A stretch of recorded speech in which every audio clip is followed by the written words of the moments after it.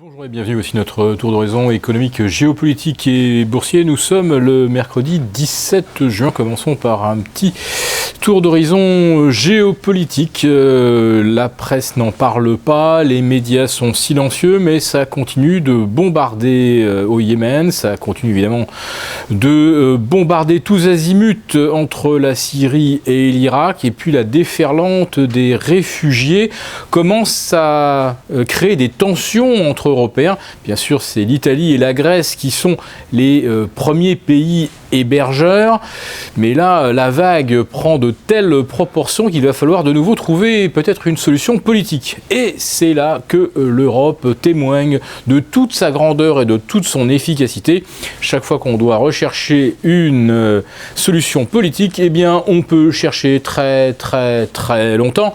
L'exemple de la Grèce est d'ailleurs éclairant à ce sujet.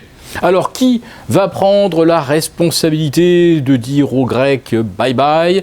Est-ce que c'est le FMI qui, pour la première fois, devra faire un write-off sur l'argent qui lui est dû ? Le FMI dans le rôle du méchant, après tout, c'est exactement ce qu'Alexis Tsipras suggère en expliquant que le FMI porte une responsabilité criminelle dans l'état de la Grèce. Alors le mot peut paraître fort, mais connaissez-vous le taux de suicide annuel en Grèce ? C'est effrayant. Savez-vous que la plupart des hôpitaux et des pharmacies ne sont plus ravitaillés en médicaments et que de toute façon les gens n'ont plus les moyens de se les payer ? Combien de gens meurent donc par l'incapacité financière de se soigner ou de payer l'hôpital ? Oui, les Grecs meurent décidément beaucoup depuis 2010-2011. Le pays se trouve renvoyé au temps des colonels en termes de sécurité et de santé. Mais le vrai problème pour les financiers avec la Grèce, c'est le bank run, avec, tenez, avant-hier, pas moins de 400 millions d'euros qui ont été extraits des comptes en banque grecque pour être mis sur des comptes dans des banques étrangères ou carrément être délocalisés à l'étranger.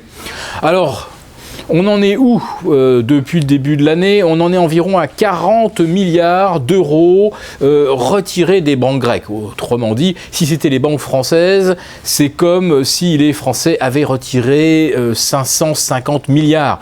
Les banques françaises n'auraient plus de fonds propres. Et elles sont plus solides que les banques grecques. Donc les banques grecques, il faut le savoir, c'est plié. Elles n'ont plus d'argent, elles ne sont qu'en survie artificielle. Et que la Grèce reste ou non dans l'Europe, de toute façon, ça ne changera rien au problème. Et puis la BCE, évidemment, elle a avancé 83 milliards d'euros aux banques grecques, ce qui signifie qu'elle avait commencé à les soutenir bien avant que les Grecs retirent leurs économies. Alors aujourd'hui, évidemment, il faudrait jouer à pile ou face le scénario d'un Grexit ou d'un maintien de la Grèce. Néanmoins, toute cette affaire a montré les faiblesses de l'Europe.